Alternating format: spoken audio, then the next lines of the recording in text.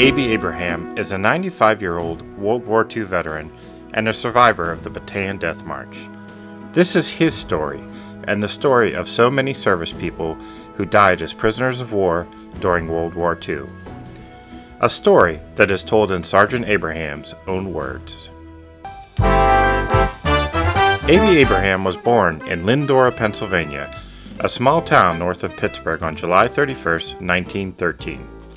He enlisted in the Army in 1932. Well, it was during the Depression. Nobody had any work. Father didn't have no work, and I wanted to go get a job, so I worked in the Spade shirt factory. They had about 1,000 windows. Cobwebs all over the thing, and them days gave me about 25 cents an hour. Then he gave me hell. He said, "You better clean the windows a little better." I said, "Well, sir, good day." He said, "One thing, good day." I said, "I'm quitting." He said, "You're not quitting, you're fired." So I went to a recruiting station, and they had me go back to Baller to fill my tooth, the tooth there. And I went to report the recruiting station the following day. I passed the examination, because they were rejecting one man after the other. In other words, there were no vacancies. Everybody kept on re-enlisting and staying in the service. See? So it turns around, he looked me over and them ways, I did big arms. I did a lot of boxing. He said, "You boxer?" "Yes, sir." "Step aside." I stepped aside. I beat about 900 guys in. See? I said, "Boy, Hawaii, here I come." Hawaii, hula, hula, hula, beach, wacky. The ship got in Panama. He said, "Abraham, get up." I said, "Oh no, I'm going to Hawaii." He said, "Oh no, you're not. You're on the assigned army." So I ended up 2 years in Panama. I loved it. I was in the jungles. Sergeant Abraham was initially stationed with the 18th Infantry in New York. He then joined the 14th Infantry in Panama, where he was a lightweight boxing champ and trainer. He went on to the 15th Infantry in China and the 30th Infantry in Presidio, San Francisco, before joining the 31st Infantry in Manila, Philippines, where he served for 9 years. I got my assignment, the Philippines, I see. Supposed to be there a couple years, I ended up with 9 years, I see.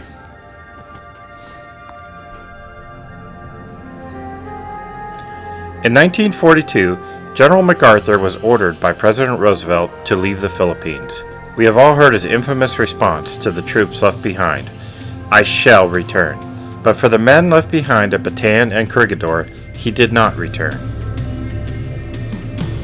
The only trained regiment you had with my outfit, the 31st Infantry, and 2 scout regiments. That's the only trained infantry troops over there.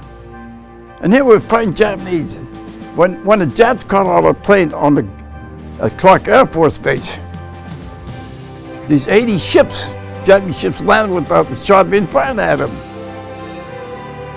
So they got us a little gap. In fact, I'd say about 80% of men already had dysentery malaria. And Japanese came in day and night, bombing us, artillery shells. We didn't have no protection. No planes to keep. If we had 2 planes, strafe them, keep off our back, we'd been happy. We didn't have it all day long. And finally, towards the end of the day, had a little gap. The line broke. The Philippines took off. I don't blame them. And, my outfit moved up, tried to stop it. It was too late then. The line was really broken. And as we withdrawn back, Japanese planes dropping bombs on us.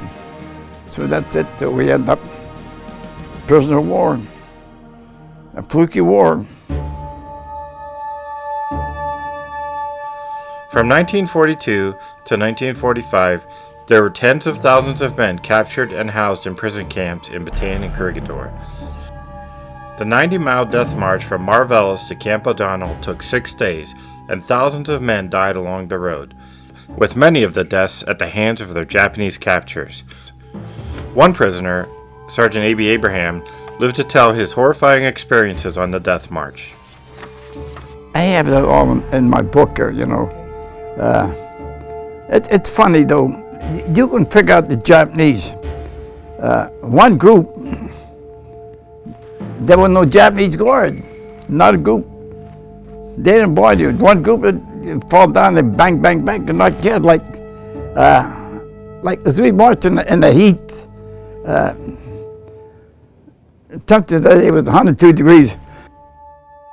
As we go past the flowing wells, we wasn't allowed to stop drinking water. So we had Corporal Croxton and another fellow. They wanted to relieve themselves. They went to the side of the road. They shot him. Not place, there's a kid that crying, mother, side road, he's bleeding. Johnny turned around and shot him in the head. Another spot, I seen Lieutenant Hayes and Sergeant McIlvain, friends of mine. They fell down before we can pick them up. Johnny turned around and ended up shooting them. Nothing you can do about it. But mostly, some guys rush their phone well to get a drink of water, they end up shooting them. You see, you can't go 4 or 5 days without water like that in that heat, though, you know. Especially one with malaria, you have to have the water cool you off, you know. I think God let me live to accomplish the mission, and that mission would return back to Bataan. This turned all the graves there, see. Then we marched another 8 miles to Camp O'Donnell. We had to wait in that hot sun till the camp commander came. So the Japanese commander came out there. He said, I hate all you Americans. If one you escape, we'll shoot 9. The 10 they call it squad, blood brothers, you see. They released us, and our shack was deep as shacks. The roof was leaking, bamboo sleds cutting your back. No blankets, had nothing. Men would shake with malaria. And we started losing 20, 30, 40 a day. We couldn't even, Japanese give us any medicine. They kept on doing it. And all we did, dig graves.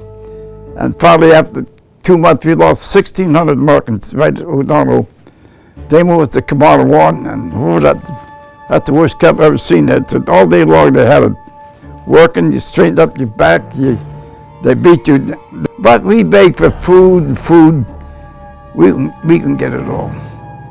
Red Cross came in and gave us a lot of stuff, but Japanese took biggest part of that, you know. In January of 1945, Sergeant Abraham and approximately 500 prisoners were rescued by the U.S. Army 6th Ranger Battalion, which was a brave and heroic mission. It's funny how it happened. After we were liberated by the Rangers, God was on our side. Not too far away, that time the Japanese soldiers. Here we was in 30 miles in Japanese lines. We didn't see not one Jap tank, not one soldier, not one plane. How you like that? God was on the side. But as we hit the American lines, a plane came up. I said, oh, not now. Actually, it's not video, you know, the Great Raid. It was one of our planes. He raided it. Next thing we had about 20 planes circling. They said, they dirty Japanese brought us now. As we hit the American lines, high on the hillside was the American flag. We weren't ashamed. Every man broke down crying. Our tears in their eyes, see.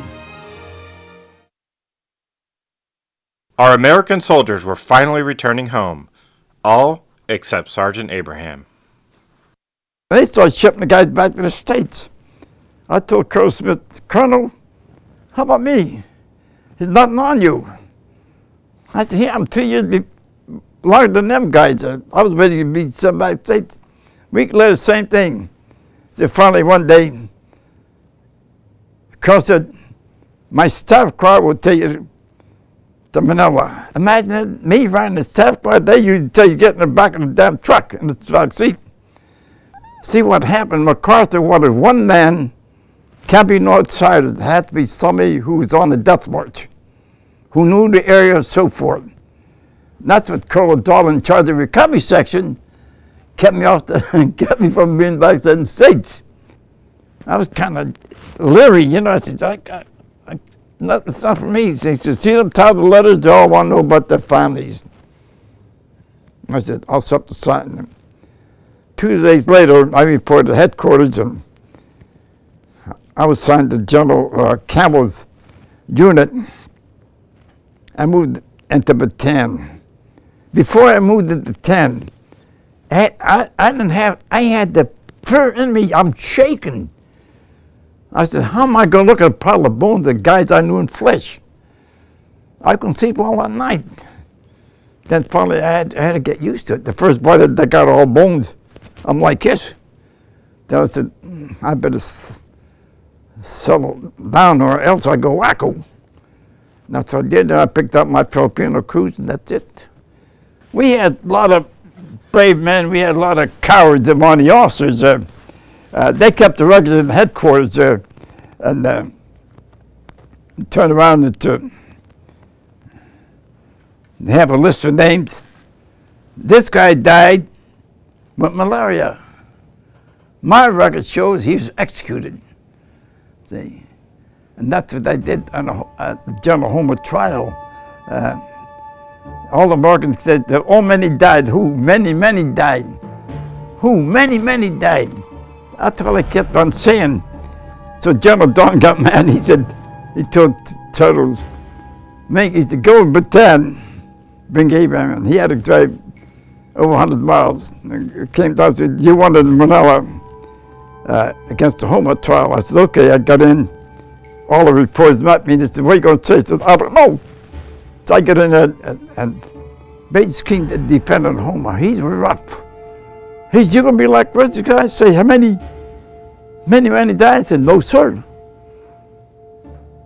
I said, I'm going to tell you who they are. And at that time, I was already disengaged for 6 months. I started naming, and I named. After leaving the Philippines, Sergeant Abraham continued in the military until retiring after 30 years of service. 20 years ago, he began volunteering at the Butler VA Medical Center and has logged over 36,000 hours of service. And at the age of 95, he still works at the Butler VA, 8 hours a day, 5 days a week. I visited the guy one day, and he had tears in his eyes. He's so happy to see me. What it is, they don't see nobody hardly at all, just the nurses come in there. And I said, that's my calling card. So I said, I'm on volunteers. So today I got over 36,000 hours of 20 years, 5 days a week, 9 hours a day. Oh, Mike, yeah, here. Well, what my job consisted, information. What information is, I am more of a military advisor more than the VA is. That's my line of work. Guys want to put in for Purple Heart, upgrade the military records. They want play cards for cards. I got the forms for that. VA takes care of you. Like, I helped sign up a lot of guys on that, and some guys said, what benefits I get? But they don't realize that later on you might need a heart operation transplant. You ain't got no money, you don't have to worry about it. The VA takes care of it. See, there's a lot of benefits to that, see. The sacrifices made and the heroism shown by Abie Abraham and his fellow prisoners of war during World War II, and in particular during the Bataan Death March, are best remembered in this poem written by Lieutenant Henry Lee. Red in the eastern sun, before he died, we saw his glinting hair, his arms were tied. There by his only form, ugly and grim, we saw an open grave, waiting for him. We watched him from our fence in silent throng, each with a fervent prayer, God, make him strong. They offered him a smoke, he did not have that. Then at his captor's feet he coldly spat. He faced a leaden hell, his eyes were bare. We saw the tragic rays glint in his hair. What mattered why he stood facing the gun? We saw a nation's pride there in the sun.